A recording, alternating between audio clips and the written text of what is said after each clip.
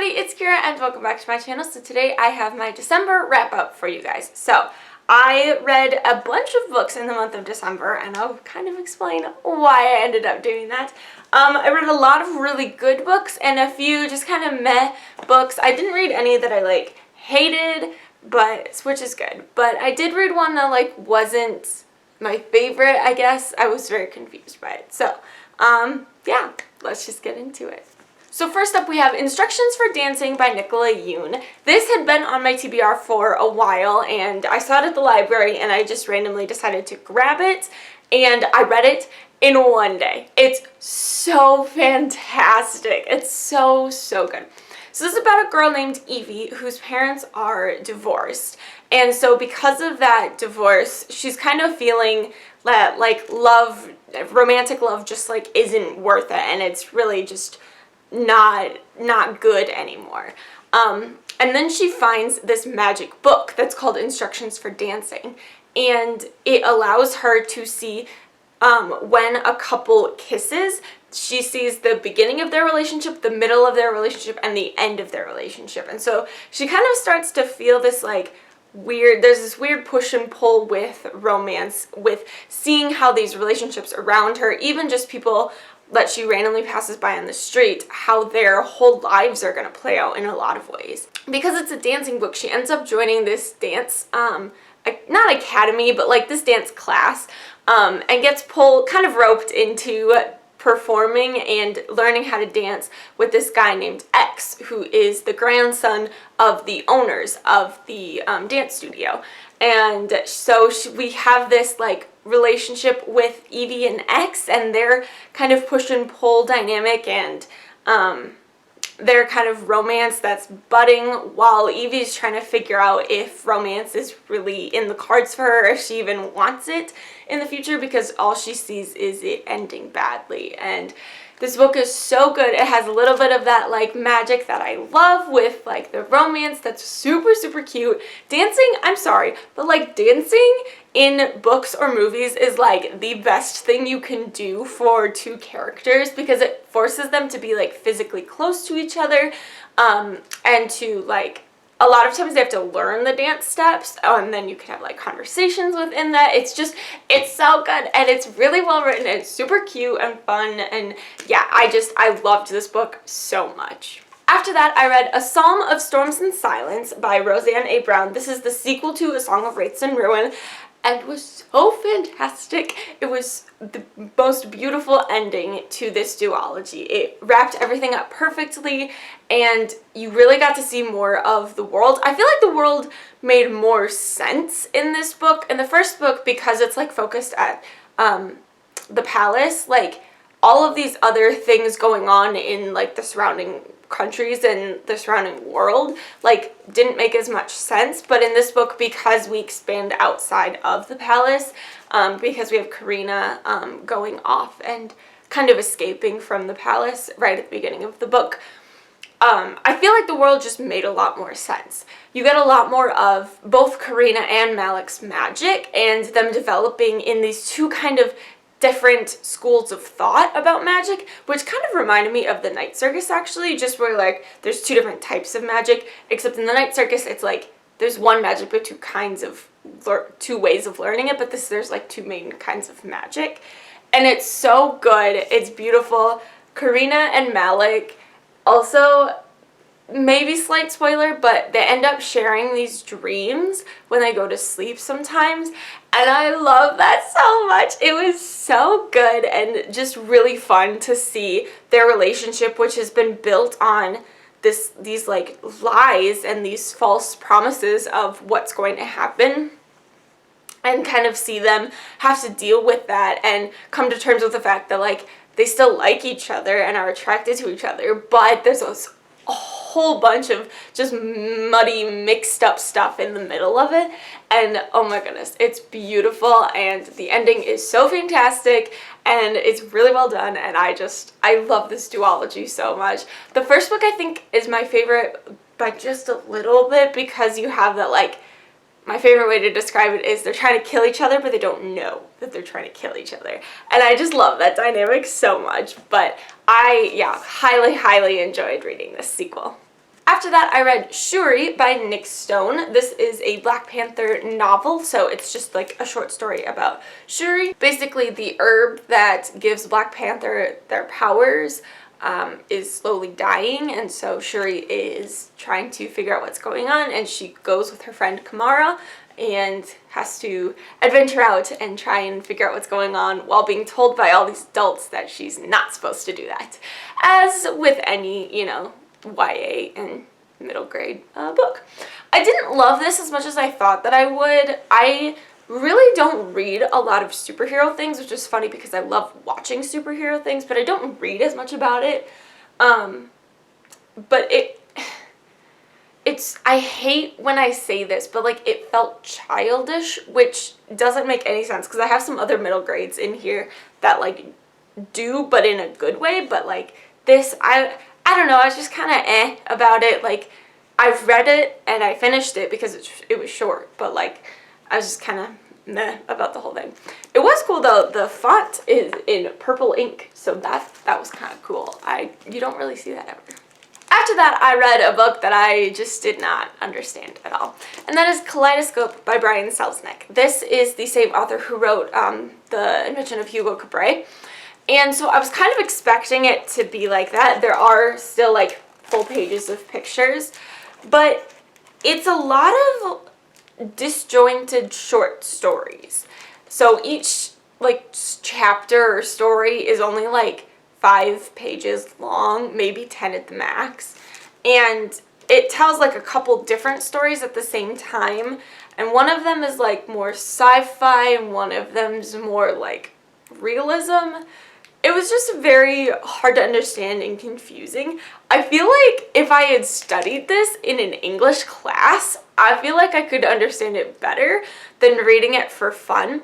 I read a review, I'm gonna look at my note here. I read a review that it's one of the only like kids books that's like postmodernism, and like that's how it felt reading this. Like after I read that review, I was like, oh yeah, like that's a lot of what it felt like reading this book.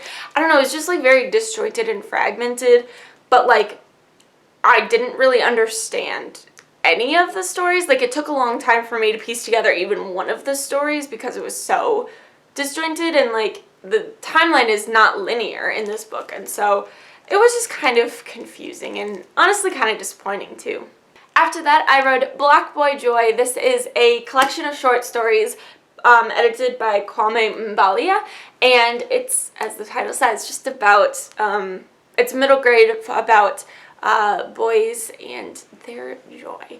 It was really cute. There was a couple stories that I really, really enjoyed. There's one in here, so it's Cassius's Foolproof Guide to Losing the Turkey Bowl by Devon Sanders. Oh my goodness, that short story felt like my brothers, just like a conversation between my two brothers, because it was like football, like street football, but with superpowers, and like there was a lot more like technical talk in it, and I'm serious, it just felt like listening to my brothers talk about football. It was really funny, but like with powers. There's a lot of really good stories in here, and I like too that like the frame story is this one boy is told he's supposed to like look for joy, and he's like looking through all these, they're like bubbles basically. And so there's a lot of like magic and sci-fi in here too. There's like all genres in here, which is cool. But like as he's looking in these short stories, he like the main character is realizing like there's not just joy. There's a lot of like grief and sorrow mixed in with that, and they kind of talk about how like those are part of life too, but that makes the joy all the sweeter. It was just super, super cute and fun, and I highly enjoyed it. After that, I read Harry Potter and the Chamber of Secrets, illustrated edition. I've read all of the Harry Potter books, but I haven't read the illustrated ones. So the one problem with this one is the spiders in the Forbidden Forest. I had to like skip a page because I am terrified of spiders. I don't like spiders, they scare me. So that was not fun, but it was just fun being back in the Harry Potter world. It's been a while since I read the first one, and so borrowing these from my mom and just reading and just loving this world so much. After that, I read the third book in the Giver Quartet, which is called Messenger. I have this nice handy-dandy all 4-in-1 book, so I read Messenger. I had never read this one before, and it was much better than the second one, Gathering Blue, which was like the most boring book ever. It was fun. Our main character, Maddie, is able to travel through this like forest that's like growing and spreading, and it gives you like these warnings where it will like cut you if the forest decides like you're not allowed back in here anymore. So I loved, like, the forest imagery was like so cool and really well done, and I really enjoy that idea of like this forest that's keeping this place somewhat closed off, but like if you could find your way through the forest, you can find this village. You also have people from the first two books, so you have Jonas as the leader, which was super cool. You could kind of figure out who the leader was, and then you also have Kira from the second book, which was also really neat to see. So I enjoyed it. It wasn't like my favorite book of all time, but like it was good. So I think actually after I finished Harry Potter, I realized that I was only 4 books away from my Goodreads goal of 50 books. So I was like, I need to read short books. So that was part of why I read Messenger, was because it was like 160 pages. So yeah, that book and the next 3 are all very short books because I read them all in like 1 week, in the last week of the year, so I could hit my Goodreads goal. So you'll kind of see that trend here. So the next book I have is The Lives of Saints by Leigh Bardugo. This is the it's just short stories about all different kinds of saints within the Grishaverse world. There was a couple that I was like, these feel pointless, but whatever. I mean, it is what it is, you know? I really actually found the Darklings one, the Starless, what is he called? Alina's and the Darklings were like the most interesting. The Starless Saint. I found that one very interesting, and it kind of led back to Yuri, who is in the Rule of Wolves duology. Made his story make more sense too, which I think you get that story anyways within Rule of Wolves, but I thought it was cool that they included it in The Lives of Saints. And then the other couple of saints that kind of come along in King of Scars and Rule of Wolves, like that was really interesting to see, because I was like, oh, I like recognize that name, because obviously most of the names I'm kind of like, I don't really recognize, but like some of them I was like, oh, that's where it is. And you know, it's short and had a bunch of pictures, so why not? Then I read Storyteller by Patricia Riley Giff. This was a short book that I had for, I think I got it this summer. Like I said, it was very short. So it follows 2 main characters. We have Elizabeth, who lives in the present, and her really far in the back ancestor, Z, who lived during the Revolutionary War. So Elizabeth goes to a relative's house, and to her aunt's house, that's what it is, and sees this picture of this girl who looks a lot like her, and so starts to kind of get the story of this old picture of this girl named Z, who is, yeah, her like great-great-great-grandmother or whatever. I didn't really like this book. I don't know, it just, Elizabeth was very clumsy, and like the book was a lot about her just kind of figuring out like who she is, and by the end she's like, oh, I'm a storyteller, like I love stories, this is what I really enjoy doing and what I'm good at. But I feel like it didn't really build to that. I feel like it was just like, oh, I'm like so clumsy and I don't know what I'm doing, because she's like 10 or 12 or something, like she's a small child, so I get that. But it just felt like she was like, I'm this way, and then right at the end she's like, oh, I'm a storyteller, and that was it. There was no like building to that. It kind of felt like Z's story was interesting during the Revolutionary War. I liked her chapters better, I think. I don't know, it was a book. That's kind of how I felt about it. But then I ended my year on a high note, and I read Kirakira by Cynthia Kadota. Kirakira in Japanese means glittering or shining, and it's also my name, so that's cool. But this is the story of a girl named Katie and her sister Lynn and her family living in, oh boy, I forgot which year. It's like 1910 or something. It's like early. Oh, just kidding. I'm so incorrect. Katie is born in 1951. So, 50s and 60s. So it just tells the story of this Japanese family and their struggles, kind of. I found this really captivating, I feel like is a good word to use. So Katie is like 10 to 12 throughout most of the book, and I found her narration so interesting and fascinating because it's very childlike in that like it goes off on tangents all the time and like brings in small things that like don't seem important but were important to Katie at that time. And it tells the story of how her family has to, like her parents have to work like all hours of the day to support her and her older sister, and then she eventually gets a younger brother, and how her older sister Lynn gets sick and how they have to like take care of her. There's a lot about grief and suffering and what it's like from a child's point of view.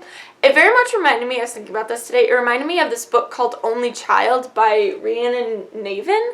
I actually have it over here.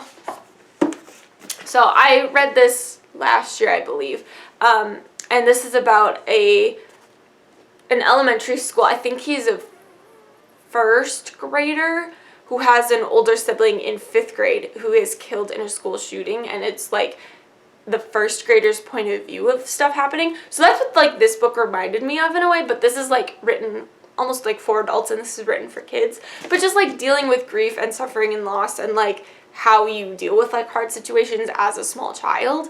I found it like super fascinating and really well done, well written, just beautiful. I don't know, I just really enjoyed it. So yeah, those are all the books that I read in the last month of 2021. Comment down below, let me know if you've read any of these books and what your thoughts were on them. Like I said, I enjoyed a good majority of them.